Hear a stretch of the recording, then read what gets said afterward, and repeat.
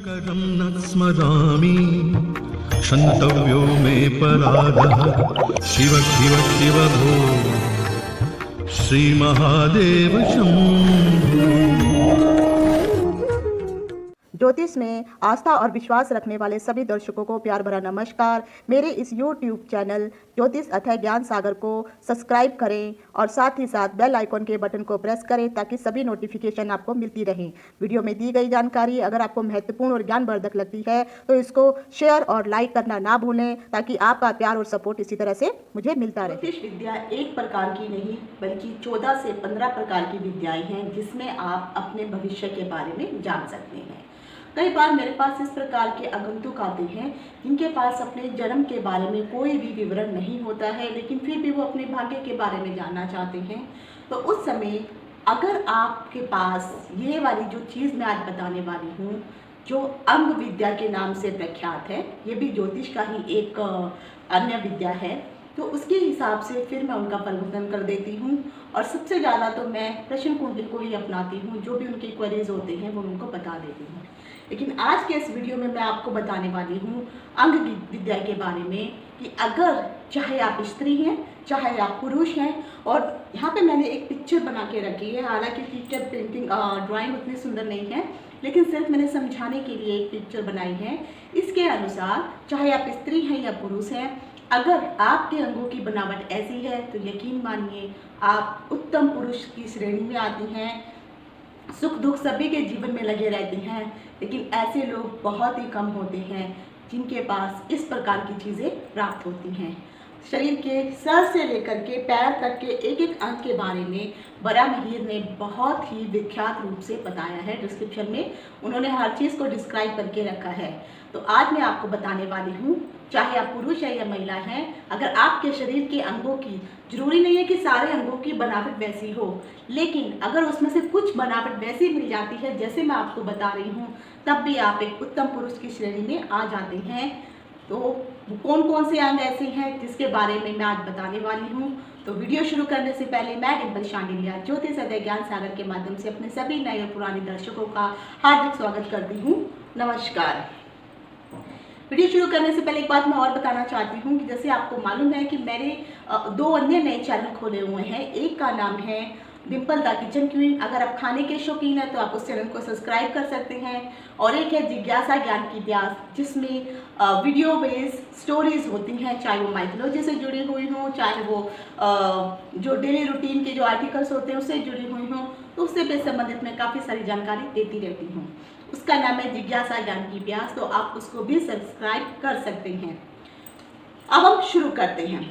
शास्त्रों में बताया गया है कि जिस भी पुरुष, ये यहाँ पे अगर मैं पुरुष शब्द का इस्तेमाल कर रही हूँ तो आप ये मत सोचिए कि महिलाओं के बारे में नहीं बता रही हूँ। यहाँ पे पुरुष और महिला को मैं एक ही शब्द से उच्चारण कर रही हूँ, तो आप समझ जाइए। तो शास्त्रों में ये कहा गया है कि जिस भी पुरुष के 5 शरीर के अंग लंबे होते हैं, और वो शरीर के अंग कौन कौन से हैं वो भी मैं आपको बताऊंगी।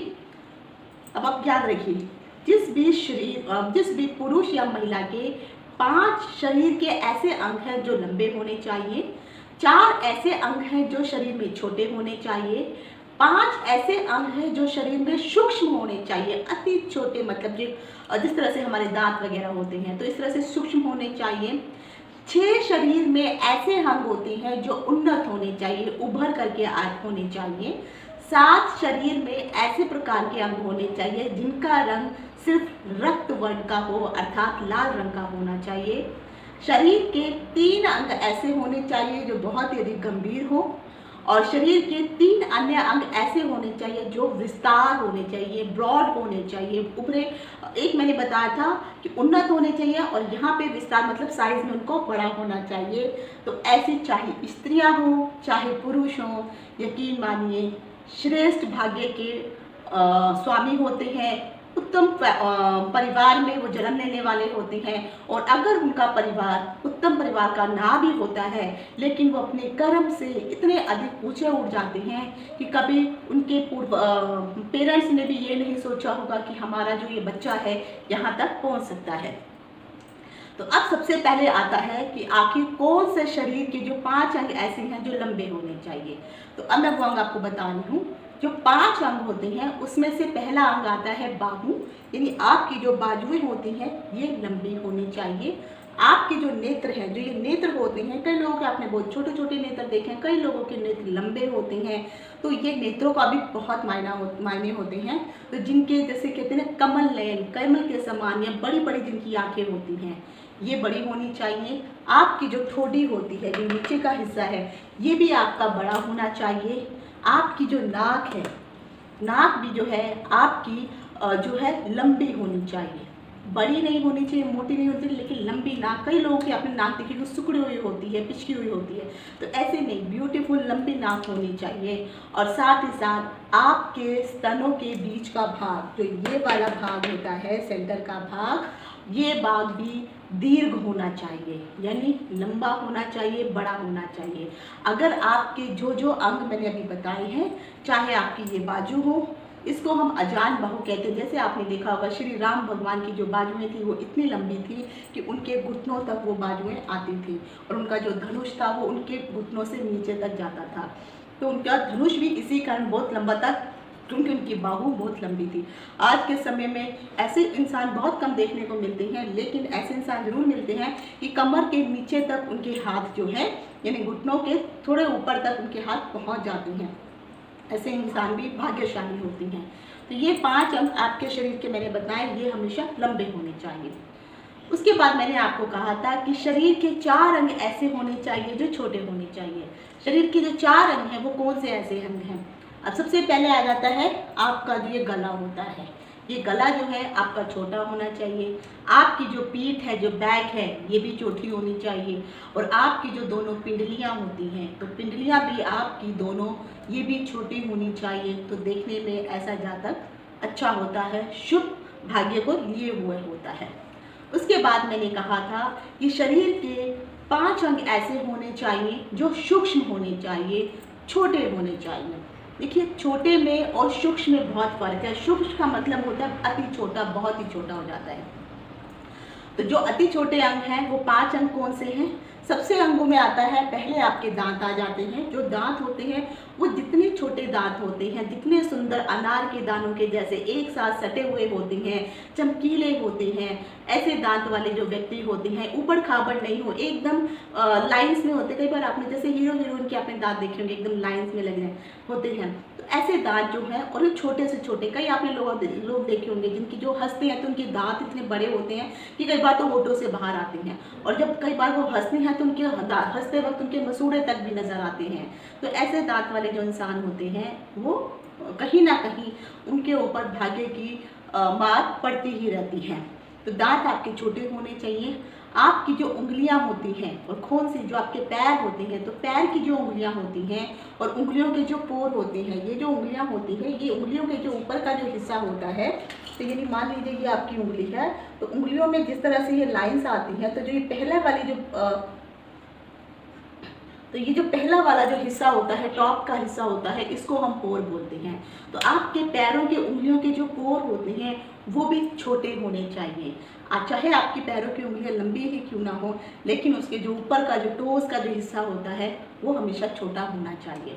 उसके बाद आ जाता है कि आपके जो केश के जो तत्व होते हैं, यानी अगर आपने देखा होगा आपके जो चाहे सर के बाल हो, चाहे आपके यहाँ के बाल हो, स्किन के बाल हो, उस केस में कई लोगों को आपने देखा होगा कि वो इतने मोटे और हैवी होते हैं और बहुत कड़क होते हैं, वो वाला जो हिस्सा होता है, और वो जो छिद्र है उभर के आते हैं। जब आपको जो है रोंगटे खड़े हो जाते हैं, जब गूज बम दिखते हैं, उस समय आपको अपने छिद्र आराम से दिखाई देते हैं। तो जिन लोगों के छिद्र जितने छोटे होते हैं वो भी बहुत ही शुभ माने गए हैं।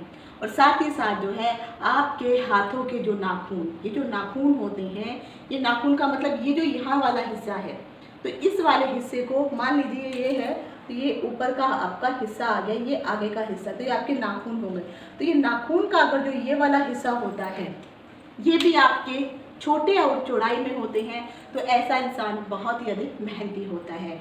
और जिन लोगों के नाखून का ये जो हिस्सा होता है, ये जितना लंबा होता है, ऐसे आदमी आराम प्रस्त होते हैं, आलसी होते हैं। जब काम होगा तो काम करेंगे, नहीं है तो नहीं, उनको नींद प्यारी होती है। तो जितने छोटे नाखून होते हैं उतने ही लोग मेहनती बहुत अधिक होते हैं।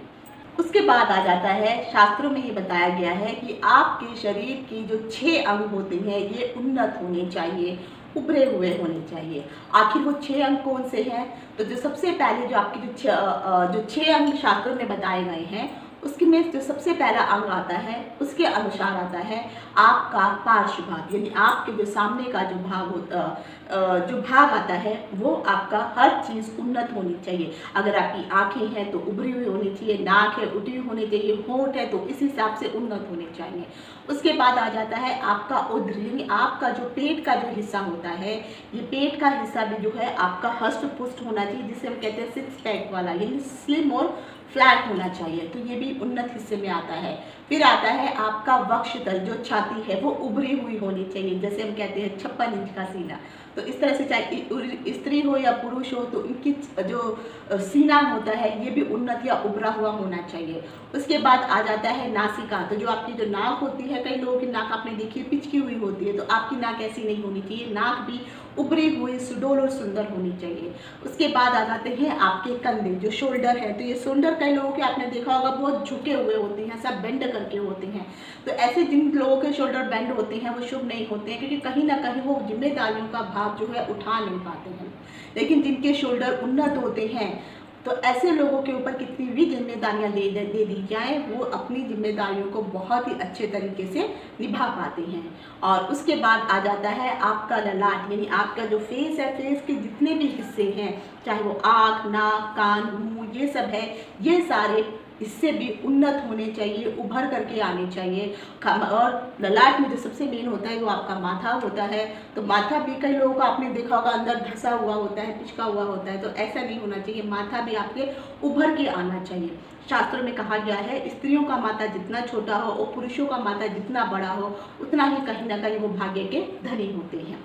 उसके बाद आ जाता है, शास्त्रों में कहा गया है कि आपके जो शरीर के 7 अंग ऐसे होने चाहिए जो रक्त वर्ण यानी लालिमा लिए हुए होने चाहिए। जो रक्त वर्ण वाले जो शरीर के जो हिस्से होते हैं उसमें से सबसे पहला हिस्सा आता है आपकी हथेली। तो जिसकी भी हथेली होती है ये लाल रंग की हो, पिंक कलर लिए हुए हो, गुलाबी हो, नरम हो, अति शुभ मानी जाती है। जिसके पैर के तलवे भी रक्त वर्ण के हों, वो फटे ना हो, नरम हो। कई लोगों के आपने देखा होगा हाथ छुए, पैर छुए, बहुत एकदम नरम और सॉफ्ट लगते हैं, तो उसमें भी अगर पिंक कलर का भरमार होती है तो वो भी शुभ माने गए हैं। और खासकर जो आपके नाखून होते हैं, ये नाखूनों में भी जो है पिंकिश कलर होना चाहिए, रक्त वर्ण होना चाहिए, तो भी शुभ माने गए हैं। कई लोगों के नाखूनों पे एक छोटा सा चंद्र का निशान, जैसे मान लीजिए ये आपका नाखून है, ये उंगली है और मैं एक बड़ा सा साइज बता रही हूँ, ये आपका नाखून है।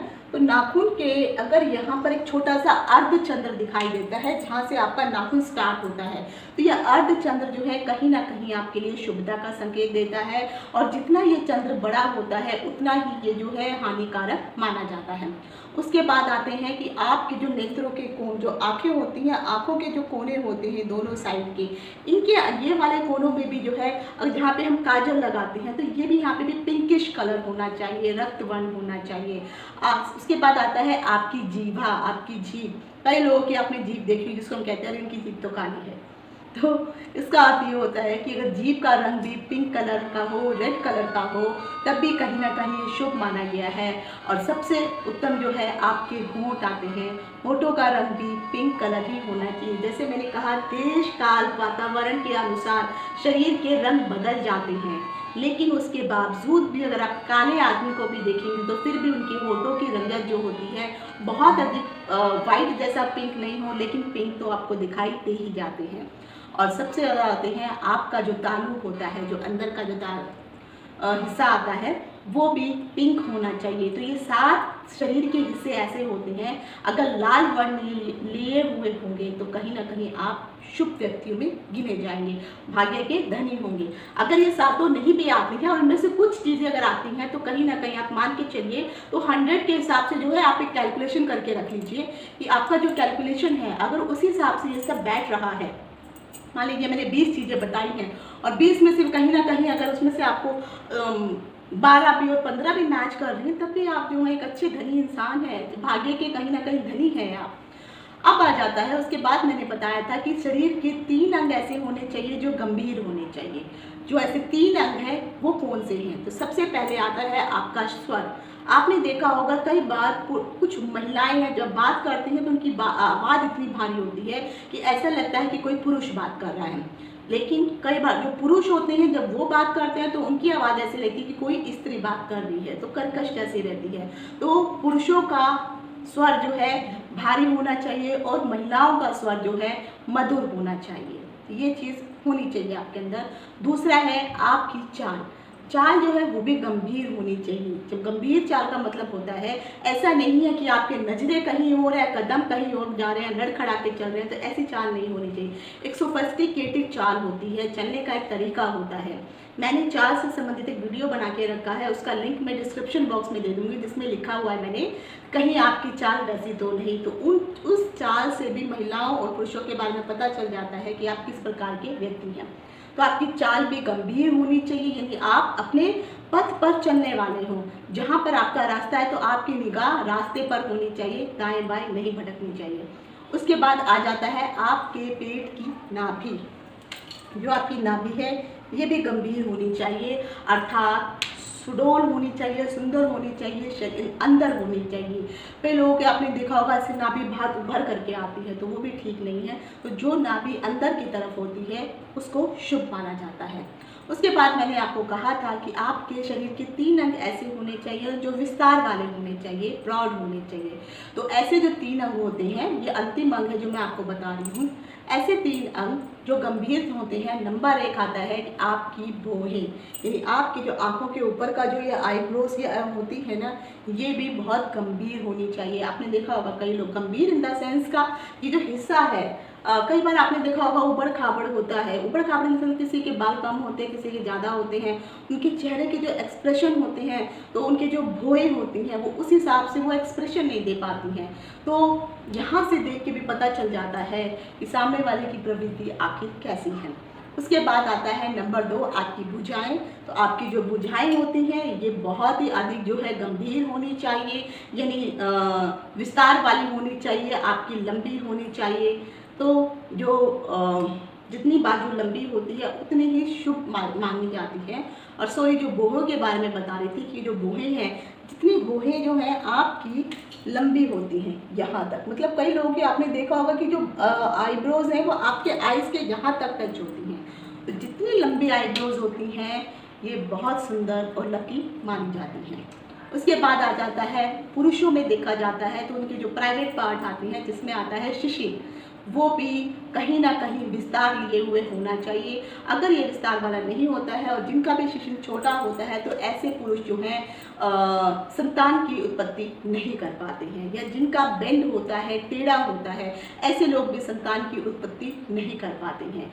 तो शास्त्रों में कहा गया है कि ये 3 अंग ऐसे होने चाहिए जो विस्तार लिए होने चाहिए, लंबे होने चाहिए, तो जाकर के ऐसा व्यक्ति, चाहे वो पुरुष हो या फिर चाहे जो महिला हो, उनके अंदर ये सब चीज़ें जो मैंने अब आपको बताई हैं, ये अगर पूरी मिलती हैं तो कहीं ना कहीं आप किस्मत के धनी व्यक्ति हैं, आप किस्मत की धनी महिला हैं।